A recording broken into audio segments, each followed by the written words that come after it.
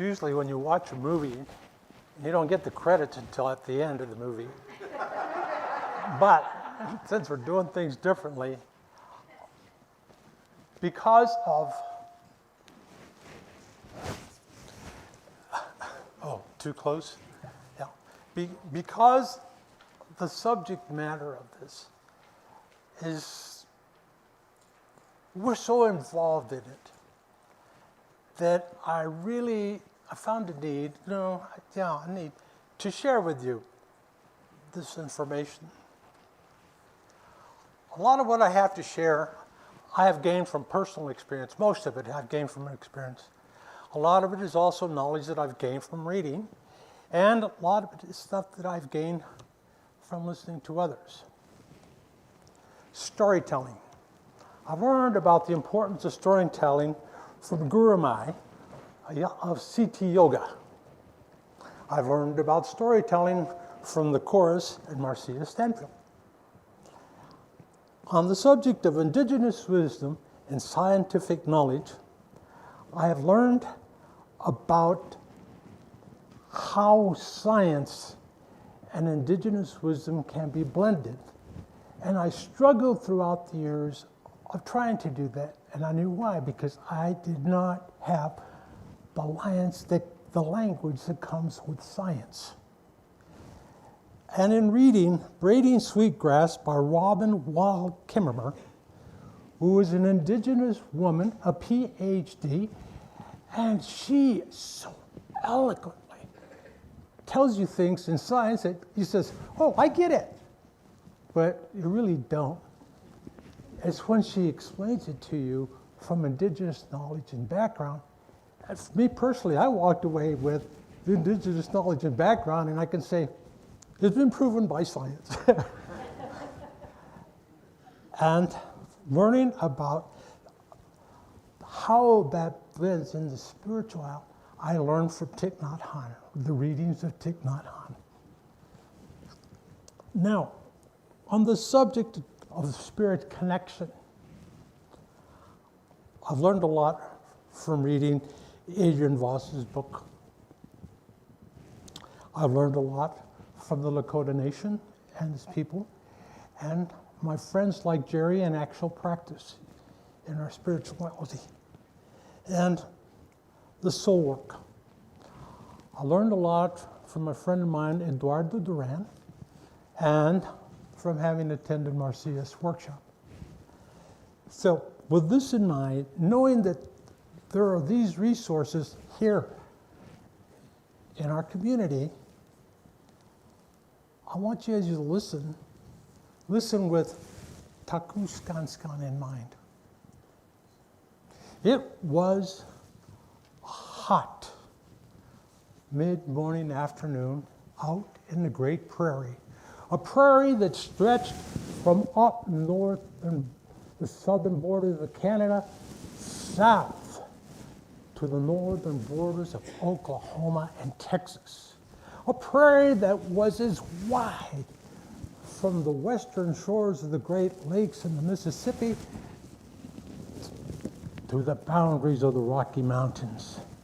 And on this great prairie, there was an abundance of trees, flowers, grasses, all kinds of four-legged, two-legged, six-legged. And one day, there was these two men, young men, who were returning home from an unsuccessful hunt, when in the distance they saw a cloud, strange, a cloud close to the ground, and out of the cloud walked a woman, tall in stature, with dark black hair. She's wearing white buffalo robe dress that came down to her ankles. She had moccasins that came up close to her knees, white leather from buffalo skin. And in her left, she cradled a bundle, white buffalo skin bundle. And on her right, she had an eagle feather fan. And she walked elegantly with purpose. And as she approached the two indigenous people, the two men, one of them had lust in his mind. And she knew that. And his friend saw that. He said, no, no, no. And he approached the woman, and she held up her fan. And he still had lust in his mind. And as he got closer, a real light poof, up out there in the sky, came down, and poof, there he was, pile of ashes. And the other young man stood in awe and said, don't be afraid. Go back to the village and tell them I am coming.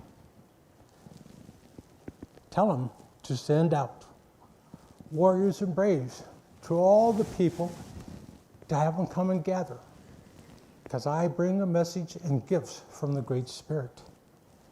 And the young man ran back to the village as fast as he could. He shouted in callers, and people who watched out for the village saw him coming. Then you knew there was something urgent, because he was running in this heat.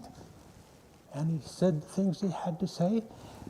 The Great Spirit sends the message. And there was this tall, beautiful woman dressed in white buffalo calf skin. And she was carrying a bundle, and he was all excited. And they knew that. And so the leaders dispatched people. And in 4 days, they were gathered there. And as they looked and they were waiting, out from the east where the sun rises, the cloud, and then out of the cloud came this stately-looking woman, and she approached them and says, the Great Spirit has sent me, and I have gifts. Here I have a sacred pipe. This shall be your life if you honor the rites and rituals that come with this. This is ways of calling to the Great Spirit. Ways of calling out to the natural spirits. It says, first, I will share with you 7 sacred rites. The Great Spirit wants you to know, to live, to understand that we are all connected. MYTAKUYO. Now, here is where most people think of MYTAKUYO, and they stop there. They stop at, we are all connected. That's not what white buffalo calf woman had in mind. No. We are all connected, and I am going to teach you. The Great Spirit says the 7 sacred rites that are going to take you to the depths of the spiritual world, to the depths into the cosmos, and to the depths of the natural world, so that you can communicate, you can speak, you can listen, you can understand, you can learn. And from that you will gather stories that you can pass on to your children, so they will learn how to live in harmony with our surroundings. And here's one of the gifts, the second gift. Totanka Tonkashala. Totanka Tonkashala.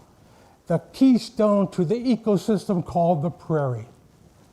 Now, for those of you who are not familiar, a keystone in all species is a major ingredient for everything in that ecology, ecosystem. Without that, the ecosystem doesn't thrive and it falls apart. Tatanka has willingly said, I will sacrifice so that the people will have all that they need to eat, all that they need for shelter, all that they need to wear. From my bones, they will have utensils. From the rest of my body, bladders to carry water. From my blood, things to make puddings and such.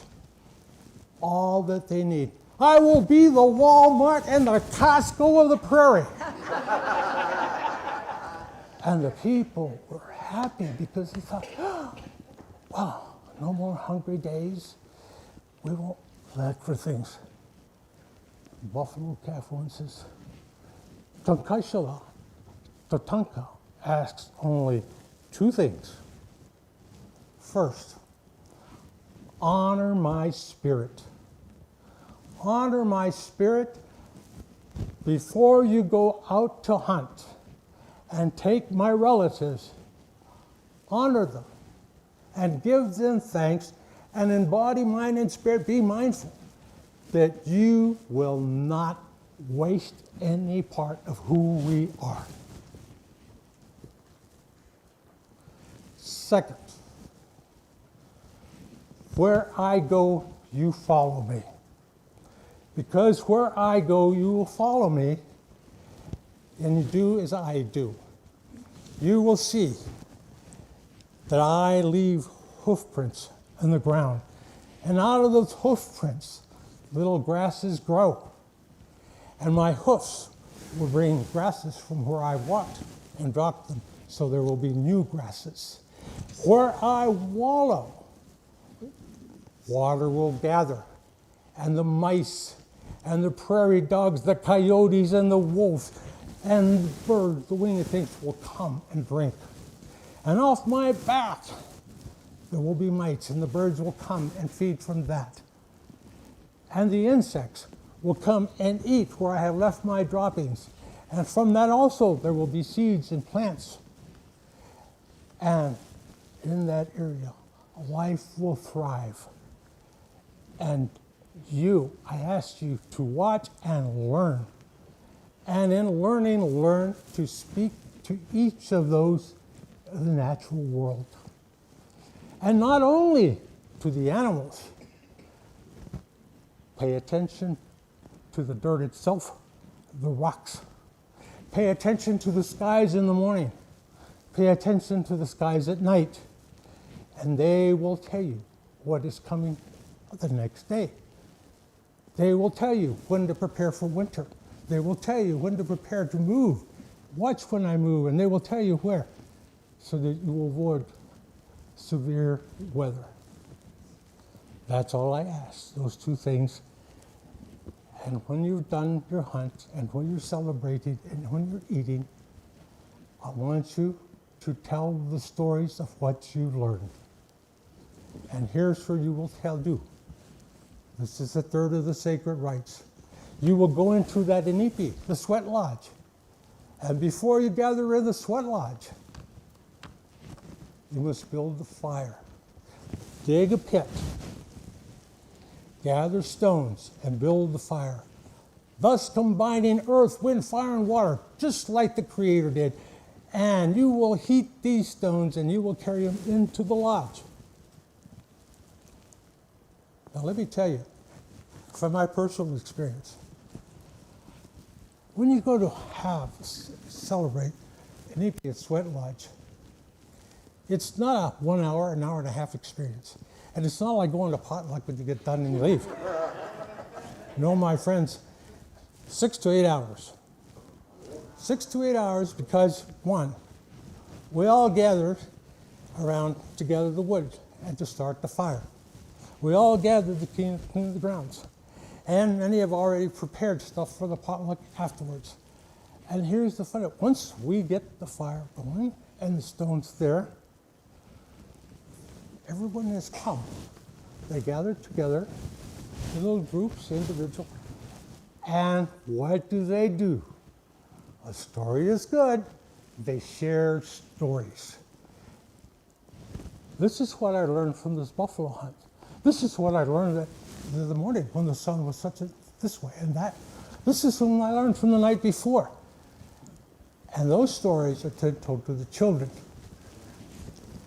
This is the way that indigenous people passed on knowledge before there was science, before there was an education system. Tayoshape. That's a gathering of people, a gathering of relatives. And so, in addition to an ipi and the sacred pipe, also, you must endeavor to seek the spiritual side. You must endeavor to go out on a vision quest. so the spirits could talk to you in silence. Today, we can't all go up and sit on a mountain and wait for the spirits to come to you. But we have other means of doing them, and one of those is we are encouraged to practice on a daily basis. Meditation. And meditation means amblecha. Meditation means you sit down where you have just a cloth to carry you. You sit up top of the mountains. You don't drink water and you don't eat food. You separate from this material things that your body totally relies on. You separate yourself from that. So when you get to the point where you are no longer wanting and thinking, you had no other choice but to go in. And as Marcia would tell you, the group, sometimes there's mud in there, deep mud that you have to go through before you get to the good stuff. And you will get to some good stuff. You may not have a vision, but you will get to the good stuff. You'll learn a lot about yourself. My hamblecha was sort of different in a way. I had never thought of this before, but on one day we were up in the mountains and I had my wife take me out and set me up on these rocks and leave me there. But my real hamblecha came up in the Bitterroot Mountains, high in the Bitterroot Mountains, at the beginning of hunting season. I had walked up a mountain and I was scouting, looking. And a snowstorm came in from the west coast and hit the Bitterroots. When I walked up there, it was about 12 o'clock. I didn't come down till 6 o'clock in the morning. My vision, I came down in the darkness, guided by a little dog. A little dog woof, woof, guiding me. Where did that little dog come from? From another story. A personal story of the Gan, the mountain spirits. And I put trust in that and it guided me down to the mountains. And when I got down there, I don't know why, there was hunters getting ready to have their breakfast. I says, well, thank you for letting your dogs go up and guide me down. And they looked at me and says, it's hunting season, we don't bring dogs. That was my vision quest, my first one. I had another similar experience in the mountains. So we have hamblecha. The next thing that we prepare for is honor your women. Honor your women, and women honor yourselves. And we begin by preparing our little girls and preparing our men for that day when these women, young girls, become women. And the ceremony, the coming of age for women, which is a beautiful ceremony. Among Navajo and Apaches, it was 4 days. And it's a social event, but it's also a very rigorous physical event and a very rigorous emotional, spiritual event. And at the end, it's celebrated with a feast. And why women? Because you are like Mother Earth. You take the seed into your womb, you feed, you nurture it, and you give it birth. And as you give it birth, you take care of it, raise it, and teach it all it needs to know so that when it becomes an adult, it too can say MYTAKUYO and understand the meaning of it. It too can talk and do things and say taku skanskon and know the depth and the meaning of that. But the women don't do it alone. No. It's the responsibility of men to be there as well.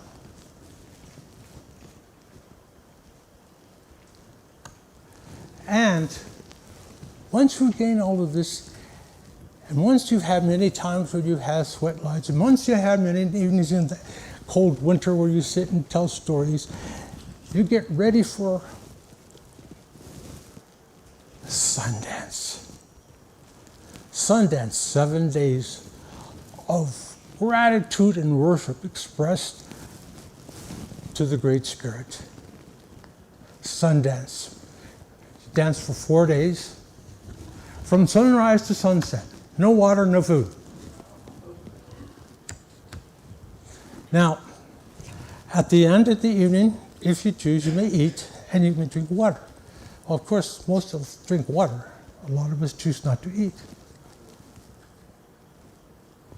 The beauty of sunset, I learned quickly, is it puts you in a meditative state like that. There's no practicing, no twining, no nothing. Once you get up in the morning and you wait, and the women lead, and you march into the Sundance ring.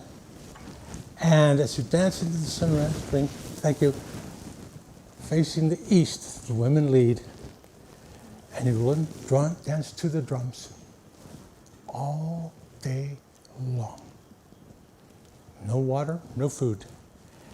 You do have periods of rest every 3 hours, and halfway through, you line up and you share the pipe that you have carried with people in the audience who are there, so that they may smoke the pipe and share that. Then you go back to dancing again. Now, a story is good of a personal experience.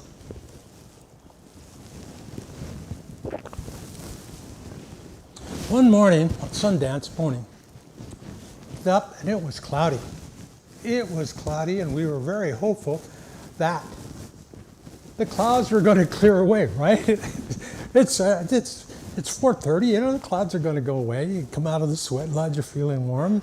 You get ready, you start marching in, you're out there and you're dancing. It's 9 o'clock and the clouds are still there. Dancing, the drum's still in. It's 10 o'clock and they're getting thicker. They're 30 and it's just like, it started pouring. I mean, it was pouring a female rain, strong, meaning the difference between a female rain and a male rain. Male rain comes with bluster, lightning, like men. Female rain, soft and slowly, but it can also come down with force. But not things that are going to destroy you. And within a short period of time, we were out there dancing. It was just above our ankles, getting high to water. And the Sundance chief made the signal, and we came in. As we came in, he said, "Go to the sweat lodge, stay warm and dry." And the lodge started making jokes, going, "Sure, go to the sweat lodge, there's no fire." Fires at Sundance have 1 or 2 fires. And the fires are not small like that. I mean, they'll be big, like bonfires. And they'll have a fire chief, 1 or 2, and people dedicate themselves to it. And as we ran to the sweat lodge, we ran past the fires, and the fires were still burning. After all this water and all this rain, the fires were still burning. And we ran in to the sweat lodge, and we sat there in wonder. And we talked and shared some stories. And then when the rain passed, and we went out, and the fires were still burning. Wankatanka had been with us. Earth, wind, and fire and water came together and kept burning.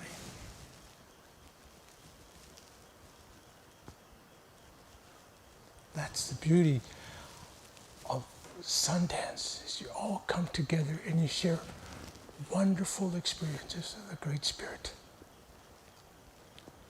Now, we've had time to go to a Sundance, and we sit and we're gathering,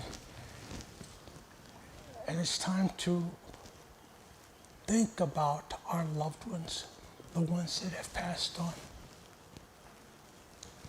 Caring of the soul, that's the seventh sacrament. And we have to be mindful that we start caring over our soul. First, our mothers and our fathers guide and help us until we start become conscious. And it's important for us to care for our souls. And when we've made the transition, going in, being born, and we're making the cycle and come to the end, our relatives have the responsibility to continue to care for our soul as we make the journey. Our relatives have the responsibility to honor this. And how do they honor you? They sacrifice a state of mourning for a year. Yes, we're friendly, but we grieve. Social events, not much. This is social events, parties and that, no. Because we are going to be mindful and go back. Sacrifice, buy that extra sweet, that extra pound of coffee, no. That it goes into another pot, another purse. Because at the end of 1 year, we are going to have a feast.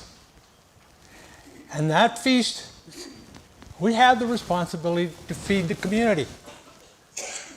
And in that feast, we have the responsibility to honor ours by giving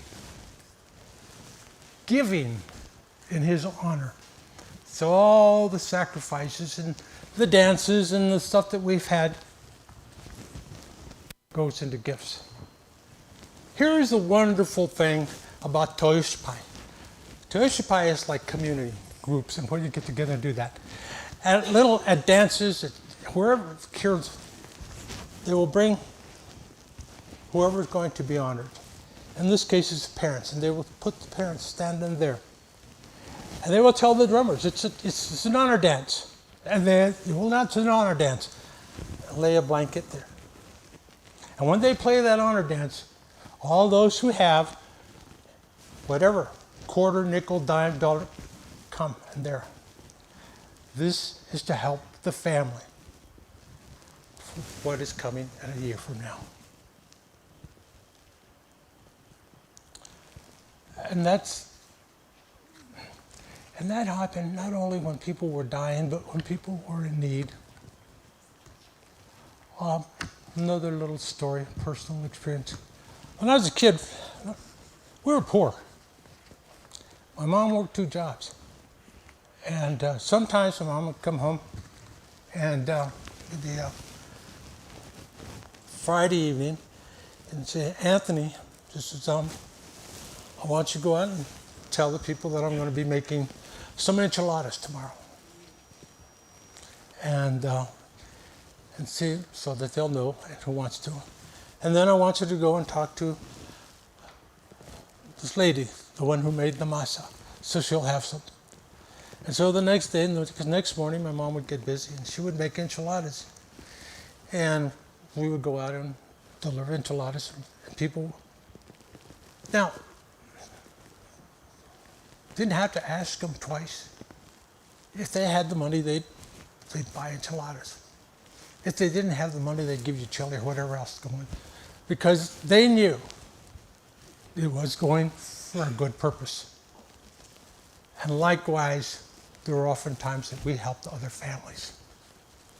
Toyoshipai, MYTAKUYO, sharing, knowing the relatives. You're so close, you know what it is they need before that word gets to you. So that's what term MYTAKUYO means. So when you hear it, you say it, think, what part of that am I engaged in it now? Am I in the natural world? Am I in the spiritual world? Or am I in that part of the world where I'm letting go of all these material things because they're distracting me? We see Taiyoshape in the most unexpected places, and MYTAKUYO takes place there. Your 12-step groups are a very classic example. They gather for a purpose in mind. But in that gathering, they have relationships with each other. And in those relationships, they also have to get into the mud. They also share good things. They also help each other because they've learned much about each other. Now, here is a very interesting thing. It even occurs on a national basis. Yes, in spite of the fact that 90% of the time, justice for all men are created equal, endowed with inalienable rights, this is a bunch of baloney. It is. In the practical sense, it is a bunch of baloney. And it still continues. It's getting worse. But there are times when our nation has come together as a people, got through the Great Depression, got through 2 world wars. Groups together have worked to get, 1, voting rights for women, African Americans, and Native Americans, but not until 1948. We became citizens in 1929. We were indigenous. We were here first, but we weren't citizens. And now we are going into a dark period. Oh, we are. But I strongly believe gathering together, Taiyoshape, we can gather our energy together when the time comes, and we'll get through it like we did World War I, World War II, the Great Depression. And be mindful. What do we say when we want to be with intention of power? What can we say to ourselves? Taku skan skan. Taku skan skan. 4 times.